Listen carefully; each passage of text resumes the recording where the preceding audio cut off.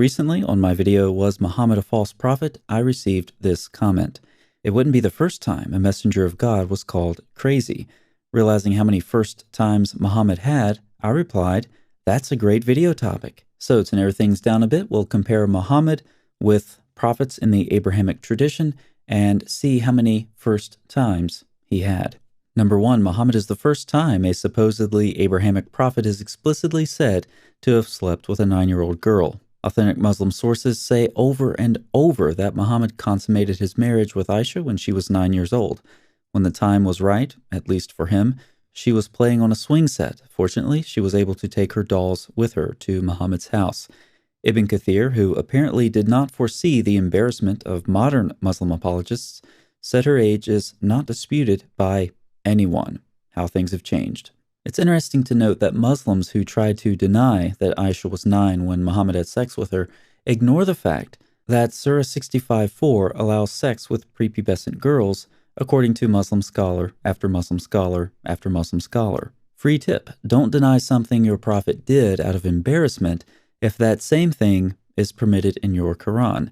And of course, Muslims who love to use what I call the "hey, look over there" technique will say, yeah, but Rebecca was 3 years old when Isaac married her. Unfortunately for them, I've already shot that polemic down in a burning heap, posthumously dismembered it, and scattered the ashes to the wind. Not even Allah could revive that polemic on Resurrection Day with the magical water that gets poured over Muslims who get burned to a crisp after crossing the bridge over hell, so don't even try. Number 2, Muhammad is the first time a supposedly Abrahamic prophet employed child labor when he would get his extraordinarily young bride to scrape semen off of his clothes. What more can I say? Let's move on to some adult topics. Muhammad is the first time a supposedly Abrahamic prophet endorsed the breastfeeding of adult men to relieve sexual tension. The prophet said, breastfeed him, referring to an adult man. A woman reasonably replied, how can I breastfeed him when he is a grown man? The messenger of Allah smiled and said, I know he is a grown man. Look back through history and think to yourself how much better things would have been if adult men would have been breastfed. Actually, you don't have to. On your screen, I have an exhaustive list of every single time throughout history adult breastfeeding could have contributed positively to relieving inappropriate sexual tension, as Muhammad required. Number 4, Muhammad is the first time a supposedly Abrahamic prophet said the sun sets in a warm or muddy spring. This is described in both the Quran and the hadith. Abraham, Moses, David, all the rest of them, they failed to observe and report this very simple fact. Imagine how much better the Bible would be with the wisdom of Muhammad. The mighty one, God the Lord, speaks and summons the earth from the rising of the sun, from a muddy pool, to its setting in a muddy pool. Or there's Psalm 74, yours is the day, yours also the night.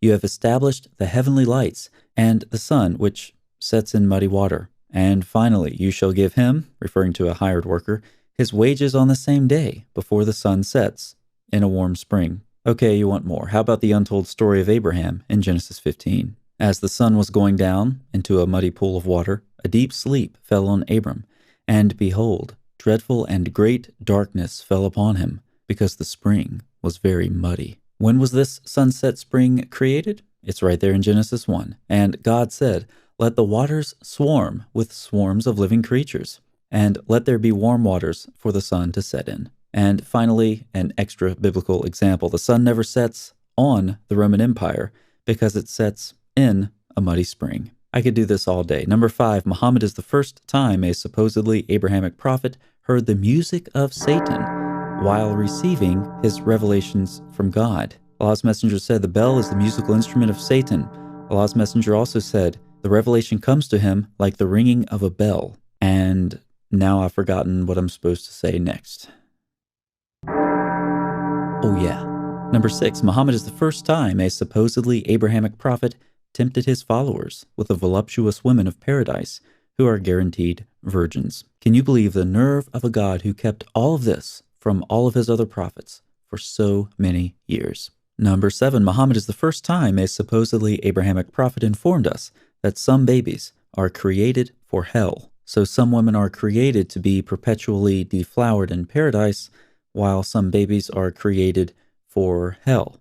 The internal logic of all of this is very internal and very logical. Number 8, Muhammad is the first time a supposedly Abrahamic prophet commanded his followers to participate in a pagan ritual that includes kissing a rock. Why kiss a rock?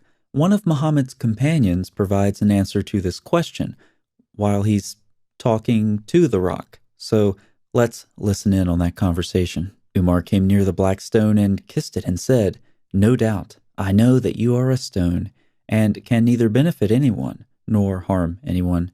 Had I not seen Allah's messenger kissing you, I would not have kissed you." You may ask if all of this, which looks a lot like idolatry, makes sense in a religion that claims to be purely monotheistic.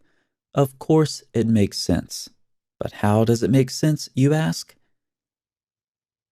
Number 9, Muhammad is the first time a supposedly Abrahamic prophet had drinkable blood and urine. You can pause the video and read that report if you like. Just remember the key takeaway. If you drink Muhammad's urine, then you won't get a stomach ache again, which makes me realize how much I really don't mind having a stomach ache. Number 10, Muhammad is the first time a supposedly Abrahamic prophet would have been executed by another Abrahamic prophet for reciting Satan's revelation. Muhammad said he had obeyed Satan and spoken his words, making Satan a partner in God's matter with him. Shahab Ahmed's study showed that the Satanic verses incident was a standard historical element in early Muslim history. Of course, even more so than Aisha's age, this part of Muhammad's life has become deeply unpopular in recent decades. In Deuteronomy 18, Moses recalls God's words, "But the prophet who presumes to speak a word in my name that I have not commanded him to speak, or who speaks in the name of other gods, that same prophet shall die." According to this verse, claiming to be a prophet of God while being tricked into speaking the words of Satan could be problematic if you prefer to avoid appointments with the executioner. I know what you're thinking. This video could have had a lot more first times, and I agree. But I'll leave it to you to add more in the comments. As you post them, I will add them to the pinned comment periodically, and we can see how long the list gets. So thanks for watching and commenting, and I'll see you next time.